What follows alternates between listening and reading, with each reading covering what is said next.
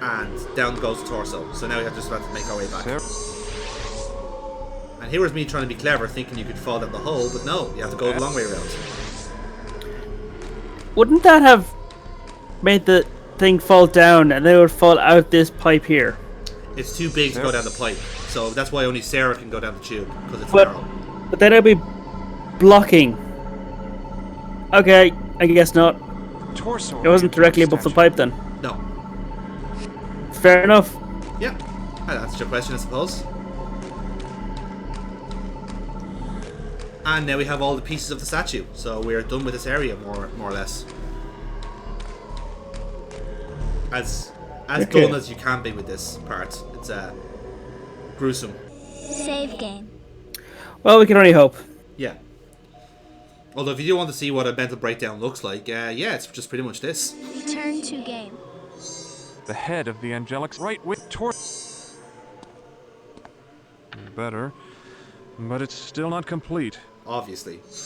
The I mean, for fuck's sake, let us actually do it. But it's still not complete. The head better, but it's still not complete. And last but not And least,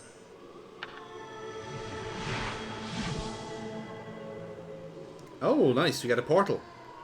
I mean, okay, cool. The statue is reassembled, and a portal has opened. The real world must be close. I can feel it. I'd better move quickly. So now Max is about to wake up, or at least that's what he thinks. I mean, maybe. Maybe this is what comas are actually like. Who knows? Save game.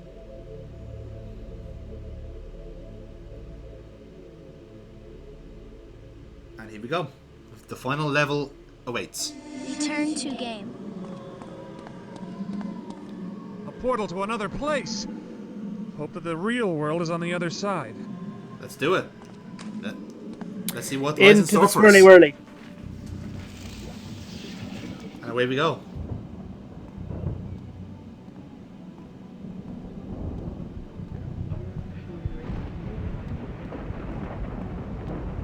Oh shit.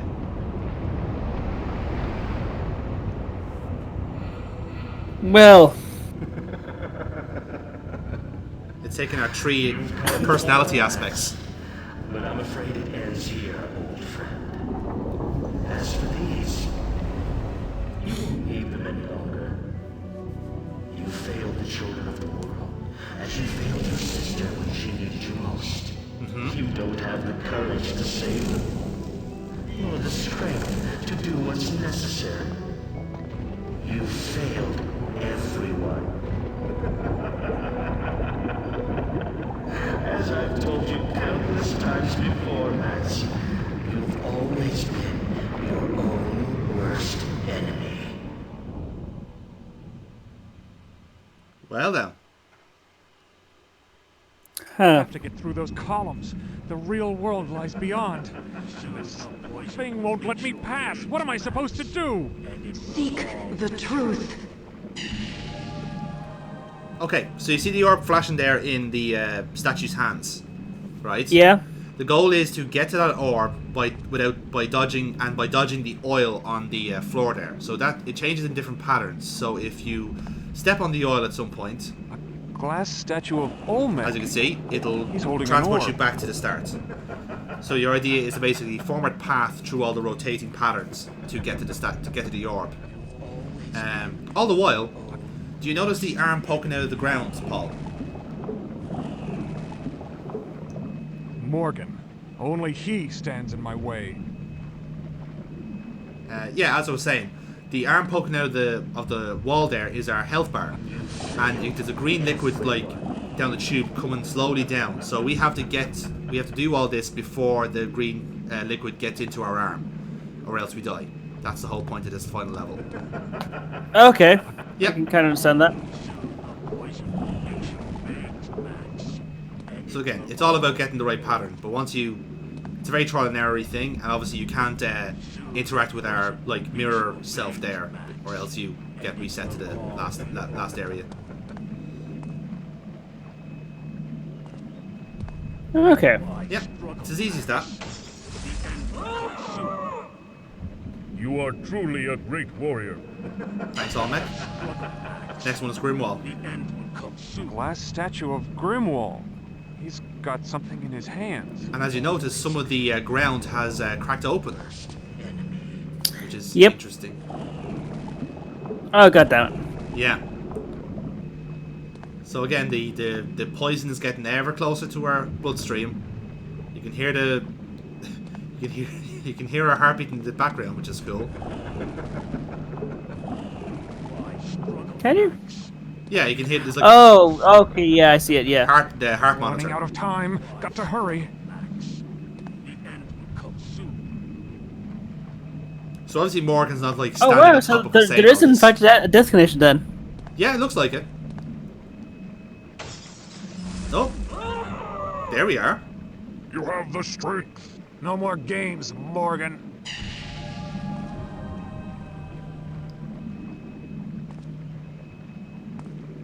Okay, so we just And have the one more. barrier guy's getting... He's getting yeah, he's fading, as you can see. And this one's fairly straightforward. This one's like more so like fuck, we just have to do it fast. And we're done. So that's where we actually look like. You're my hero. I love you. The shadow is gone. You failed, Morgan. I'm gonna live. Which we do. We've done it, Speaking Paul. of... Enough games, Max. This ends here, now. Do you know that the poison will soon condemn you to darkness forever? Lost to your doomed world. Lost to your wife. Lost to your unborn child.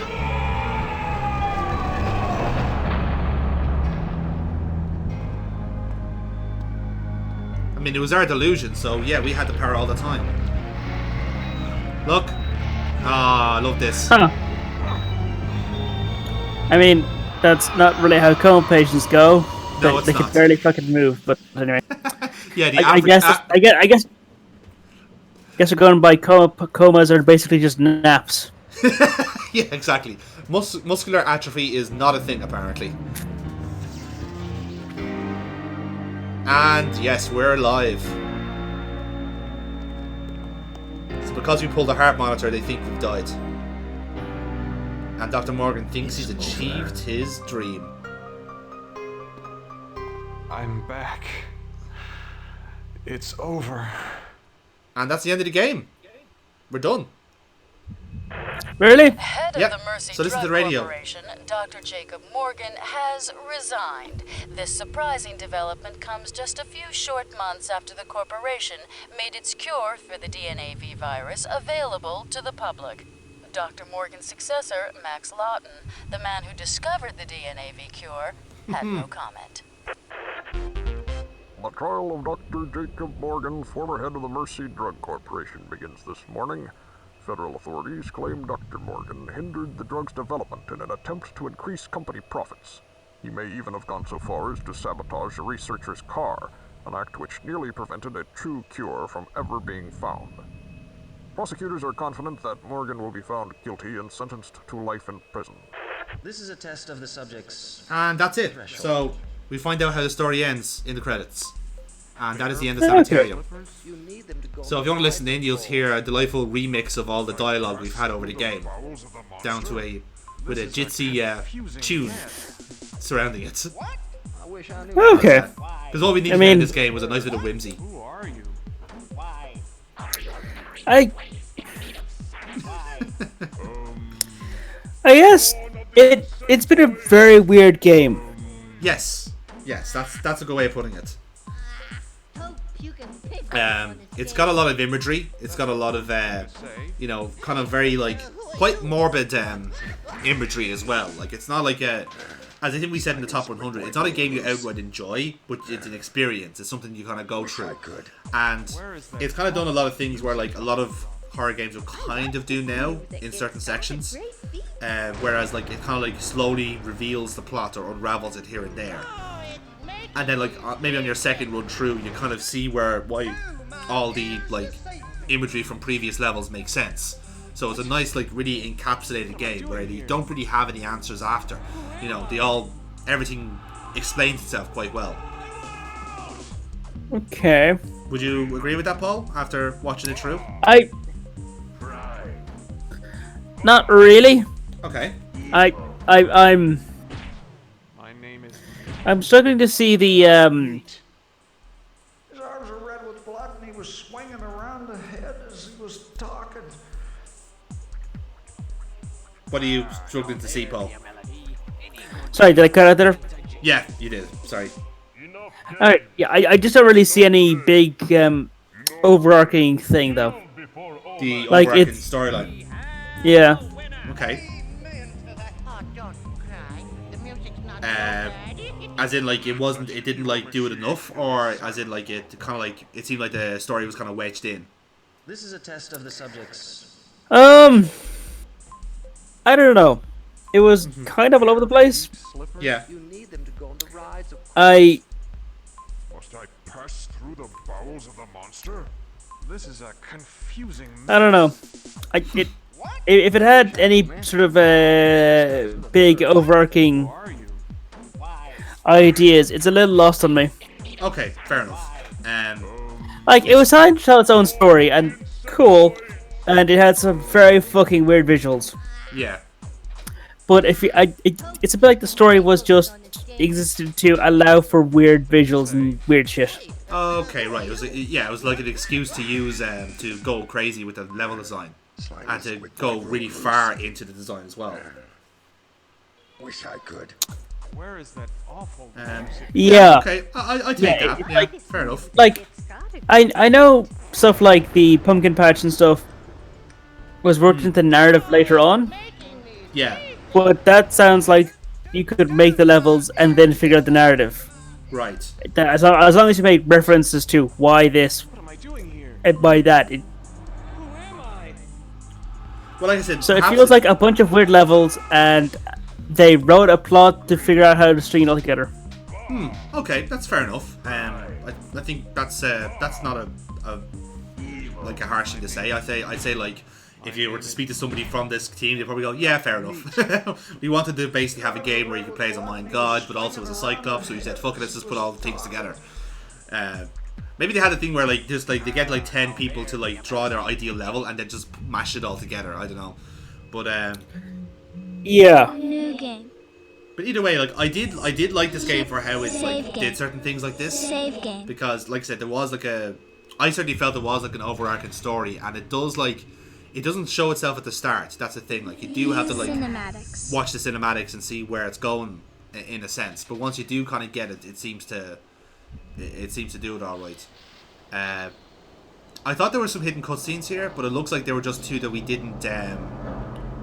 I think we just didn't get the first time, maybe. So I just showed them while we were having our post-game banter. But overall, Paul, would you say that you enjoyed this game? I guess a bit. It was very weird. Yeah. But I don't know. It just seemed like a lot of weird for the sake of weird. Weird for the sake of weird. Okay, that's a. Like, I quite it was okay. like the review. Yeah. It was okay in the moment, but really, it didn't didn't quite capture my attention as much as, or at least didn't intrigue me. Intrigue. Okay. Like it was it was like it was different. Yes. But perhaps I don't know. I don't they think went too it's far with it. I guess a little. I'm not really sure. Okay. Or it's an. Okay. Well, either way, Paul, that is our Sanitarium playthrough done, and It just didn't seem to be a whole lot of, and like it just seemed to be a whole lot of weird shit. Okay, just a whole lot of like a big pile of weird. Yeah. Okay. With your fairly token good guy protagonist. Like,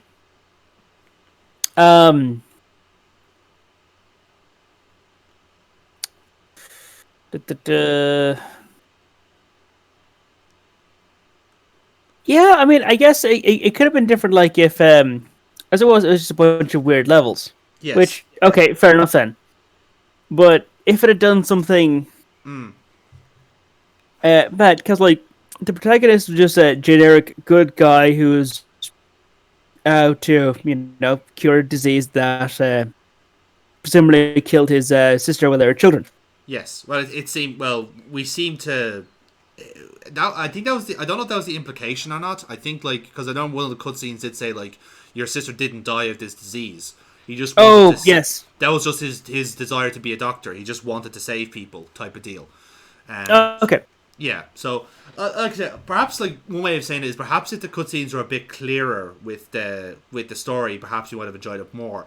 But I think that was the point, was the fact that you were only getting it in drips and drabs, because obviously you're either in a coma or you're gone insane, whatever it is. So you just have these kind of weird like spots of clarity where you actually do see what's going on, and you have to kind of extrapolate from that point on. That's why I kind of like it, because it didn't give you that much to work with. But what it did give you was actually was fairly good. It kind of explained something that was in the previous level to me, like the children, for example, in the second level. Why were there deformed children? You find out like in the next level from a flashback. Oh, there is some sort of abnormality happening, some genetic disease, and that's what you're curing. That's why they're all deformed in that level. Because like that, even the second level is so far and away different to the asylum. You need an explanation for that. Why have you gone so far into that like area? I suppose you could argue they went too far down with maybe stuff like the Aztec level and maybe the Cyclops level. Maybe they could have gone just with Max and just like had more and more surreal like levels. But I suppose you can't get any more surreal than being a Cyclops or an Aztec god, can you? Yeah. I kind of would have liked to see Max explore an aspect that wasn't a good guy or a piece of children's entertainment. Interesting. Okay, I did do some stuff that honestly isn't a very nice thing, or I like to do this. Yeah. And that's not a good guy trait. Okay, interesting. I'd say something like that. As it is, we had pretty. Okay, we had. Sorry about like you felt bad for failing your sister as a kid. Yeah. Okay, that's fine. And then we had. Then we had stuff that I imagine like him as a child might have really obsessed over. Yes. Like even if he became a doctor, he probably would have cared about. Like he definitely saw posters of Grodnak. There might have been Aztec stuff that I didn't know. Oh, that's either been from his research, I think. Maybe it's just So I guess he had childhood stuff and some stuff. So your kind of takeaway from this was that if it was more character-based, character-oriented, if it was about Max himself... It's to an incomplete... I would call it an incomplete view of this person. Okay, I think that's a fair assessment. Yeah, I think we'll roll with that. But you can only judge a game from what it is, and what it is, it's a whole bunch of weird shit. Whole bunch of weird and surrealist stuff, and you're into that. If you're into that sort of thing, that this game would be for you. Yeah, okay, that's a fair assessment. In that case, Paul, then we're going to sign off this Let's Play, but we do have one last business item of business that we have to deal with, and that is to figure out what you're going to play next. So, oh dear, you remember the gimmick, so I'm sharing my screen right now, so you should be able to see what I'm seeing. Yes, a filing system. Exactly. So, Paul, it's time to figure out what you're going to play next. So, as a tradition, let's go back to the 11th hour. Welcome back to our house. Oh, God. Can you see your protagonist here? I can indeed. Perfect. Do it in biker jacket, jeans. Yeah. And here's your favorite, I guess, like master of proceedings, Henry Staff. So, have you thought long and hard about which choice you're going to make, Paul? I haven't. I've forgotten. Excellent, because I got exposed to this for a few minutes at some point a while ago. Yes. And time has since blurred those. Indeed, it has. Well, let's ensure that your masters in determining what game you're going to play next have thought long and hard about what game you will be playing. So, again, it's going to be pretty simple. You will just have to pick one of these 3 doors, and behind it is what game you're going to play next. Because nothing says Call of Cthulhu like simply being completely out of control with your fate. So, Paul. Right, so what door have I chosen so far? If I recall, I think you picked door 2. I guess.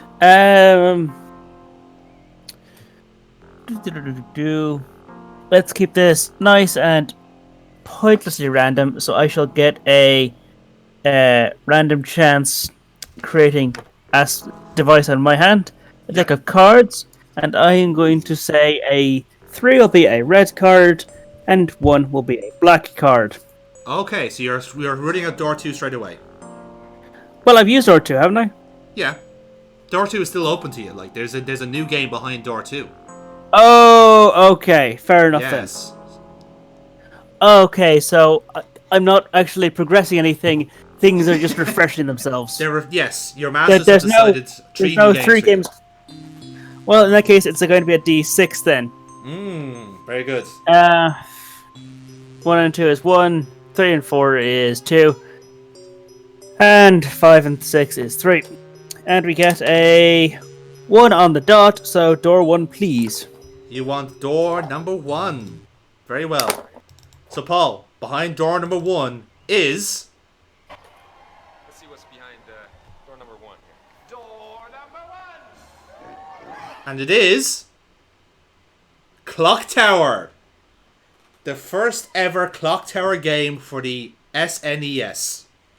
That's what you're going to play next. I don't know anything about that, but what you've said, and that already sounds like it's going to be bad. Have you ever heard of the Scissor Man? Does that name ring a bell at all? Are never that good. Let's be honest. No, it is not. Yes, so Clock Tower is a series of games from a Japanese creator, I believe. So they're Japanese-oriented horrors. And in the first game, you're playing as a teenage girl, and you're basically being hunted down by this villain called the Scissor Man. And in order to basically beat the game, you have to figure out why he's chasing you and how to stop him. So that is that game. And as I said, it was originally put out for the SNES, which is the version we'll be playing. I think actually there was a Sega Genesis version. So whichever one has the best graphics and plays better is the one we'll play. But either way, that is your next port of call, is to take on the Scissor Man in Clock Tower. Right. Is this another goddamn point-and-click adventure game? It is. But it's fairly limited in gameplay, I'll be honest. It's one of those type of games where like they had to do what they could with the technology. Again, this is SNES, so it's a point-and-click adventure, but it's not like a ideal format for it, if you like. So it's action oriented in places as well. So you just have to like do your best in places. But as I said, it was a springboard for a pretty prominent like horror game series at the time. You know, it's branded a few sequels, and I think it went up as far as Clock Tower 3 on the PS2. So it certainly could be something we revisit in future on the series. Okay. So I mean,